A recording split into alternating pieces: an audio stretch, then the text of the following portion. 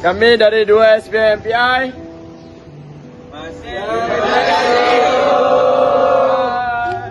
Kami dari 2 SBMPP ingin mengucapkan selamat bersara Cikgu Malim. Assalamualaikum Cikgu Hamid, dan kami ingin mengucapkan selamat bersara dan maju jaya. Terima kasih. Terima kasih banyak-banyak Cikgu Yok. Terima kasih Cikgu Yok. Terima kasih Cikgu Yok. Kepada Cikgu Hamid, selamat bersara saya ucapkan. Alhamdulillah sampai masanya bersara, satu nikmat yang Allah bagi. Semoga sentiasa berbahagia bersama keluarga dan menjaga kesihatan. Kepada Cikgu Hamid, terima kasih atas segala tunjuk ajar, segala bimbingan yang telah Cikgu berikan selama ini, selama kami berada di bengkel otomotif. Selamat bersara kepada Encik Abdul Hamid bin Osman. Semoga ceria-ceria selalu. Terima kasih Cikgu. Terima kasih. Selamat bersara kepada ketiga-tiga orang pensyarah kita lah. Cikgu Khairul Anwar, Cikgu Malim, dan Cikgu Hamid.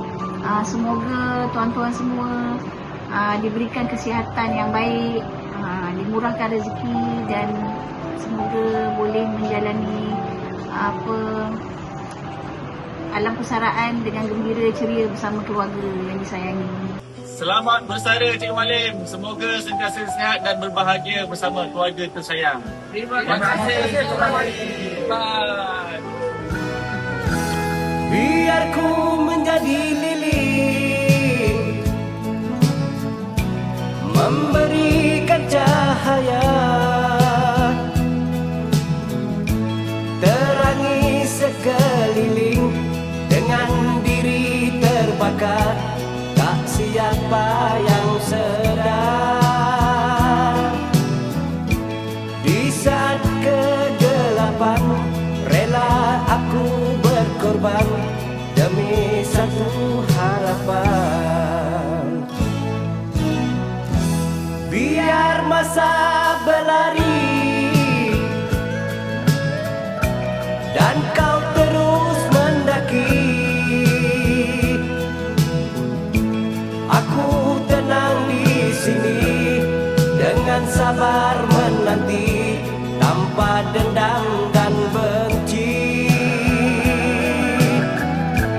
Andainya kau terjatuh, terluka dan tersungkur, ku rawat biar sembuh. Aku takkan bertanya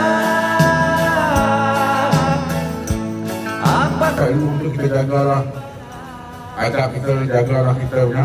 Ingat pada Tuhan, ingat pada Allah dalam setiap usaha yang kita nak lakukan.